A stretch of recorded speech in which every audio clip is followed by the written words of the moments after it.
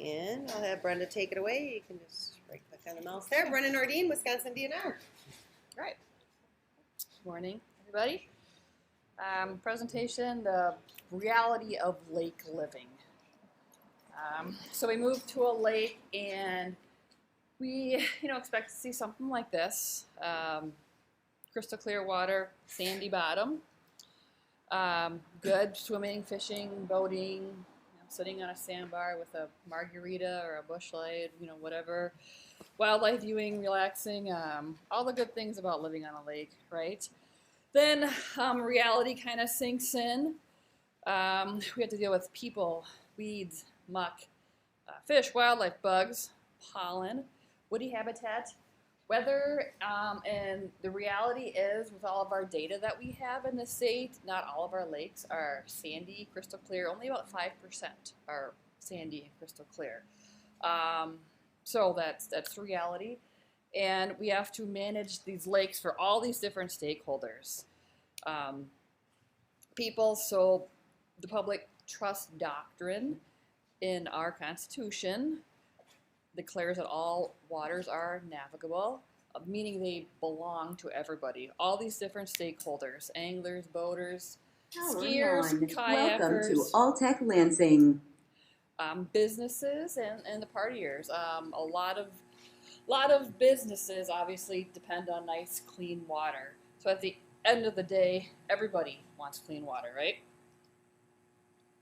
So aquatic plants, here's a major complaint that I receive daily, especially now it being August. It's hot. Aquatic plants like it obviously wet. They like the nutrients. Nutrients are like steroids for these plants.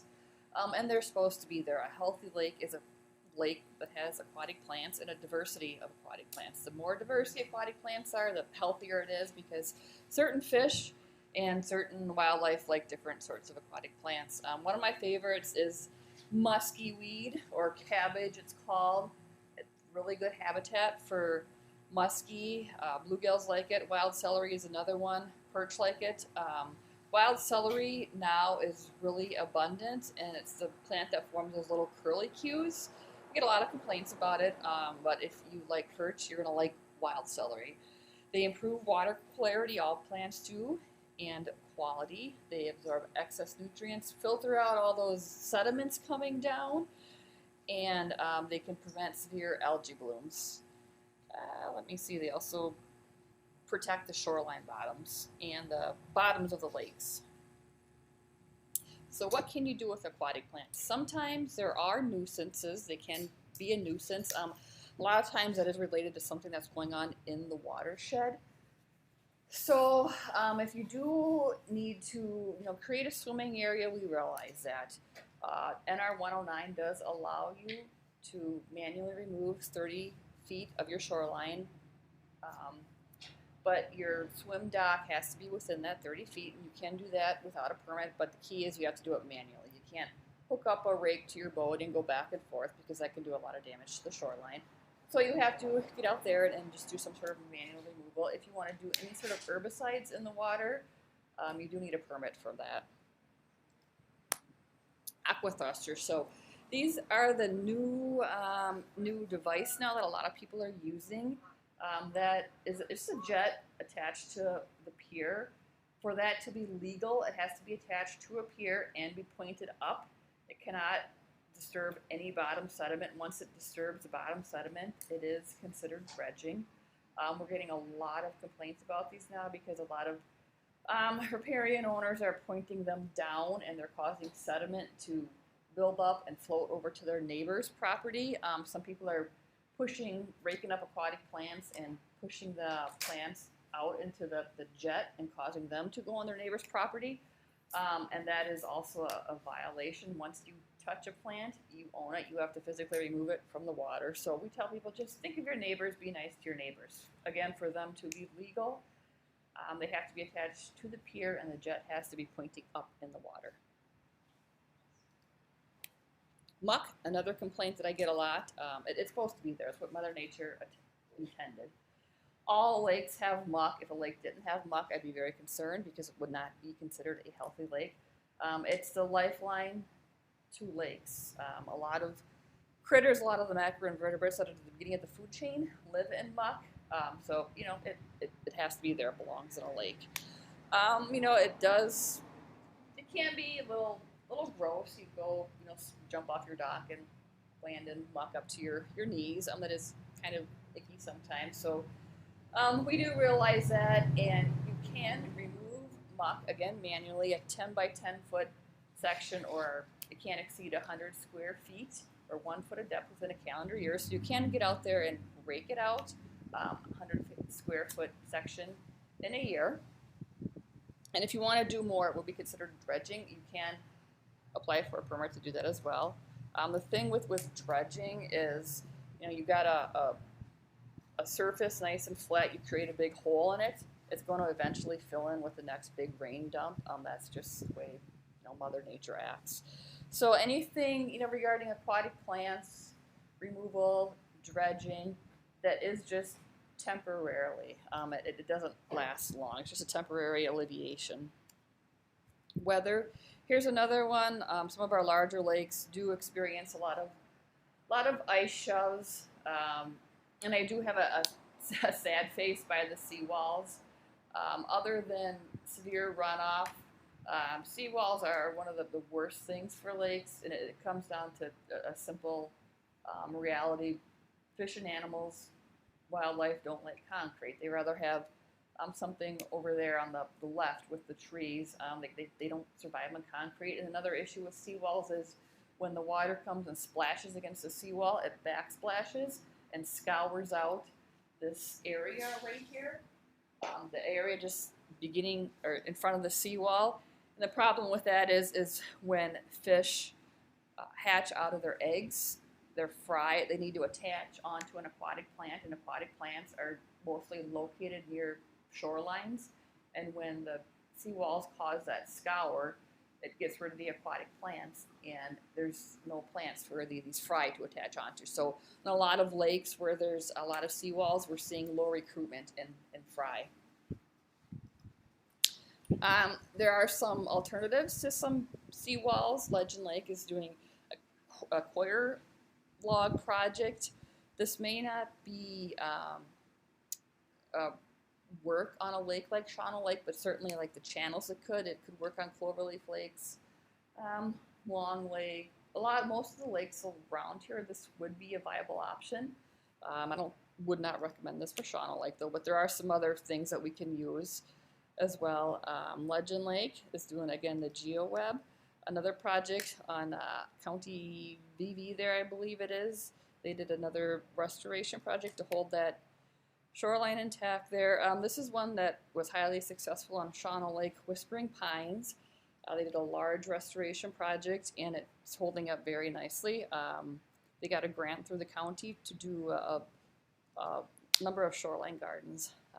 So here's a fun one too, people on boats. I asked our conservation wardens the biggest complaint that they get during the summer.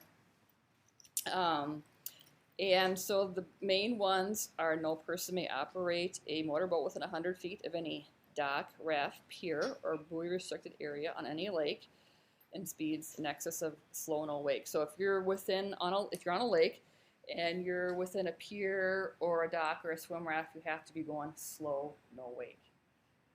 The other one is you can't operate a boat on a lake within 200 feet of a shoreline going faster than slow no wake.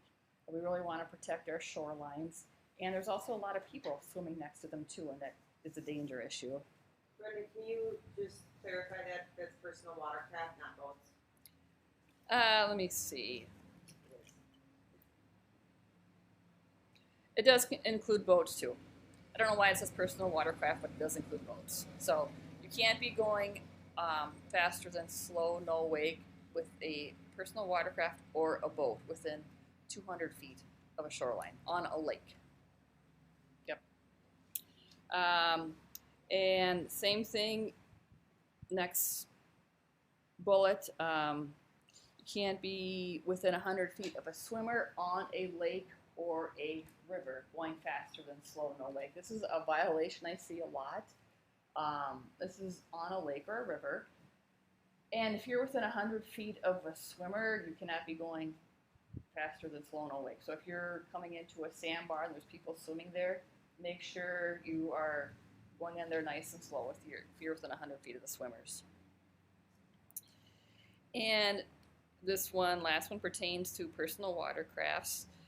You can't operate faster than slow no wake if you're within 100 feet of any other boat on a lake. No, I'm sorry. Personal watercraft applies on a lake or a river. You can't be within 100 feet of any other watercraft going faster than slow no wake. And that includes if two jet skis are going next to each other. I see this happening a lot. Two jet skis, one will be in front, one will be within 25 feet or 50 feet of the other one, and they'll both be flying. So two jet skis cannot be within 100 feet of each other going faster than slow no wake either. So those are the main complaints wardens get during the summer. Fish concerns, all over the board. I asked our fisheries too. We want fish cribs, I want more walleye, I want more bass, I want more muskies. Why are you stocking walleye? Why are you stocking muskie? Too many bass, eliminate the slot daily bag limit. So again, trying to please all the stakeholders is very cumbersome a lot. Wildlife, again, on a lake, all wildlife use a lake at some point in their life. There's apparently somebody right now who is up in Oneida County is throwing treble hooks at loons, and they're attaching to their skulls and killing them. So somebody doesn't like loons. They do get calls, people who want to get rid of all the loons because they're keeping them up at night. Geese, this is an easy one. Don't make your shoreline habitable to geese. They really like that short grass that feels good on their feet, and predators can't hide in it. So if you don't want geese, have a natural shoreline. They don't like those tall plants. Bald eagles, some people don't want eagles because they eat the muskrats that they're trying to trap. Turtles, I don't get too many complaints about turtles other than they're coming up on their shorelines and digging up their shorelines to lay their eggs.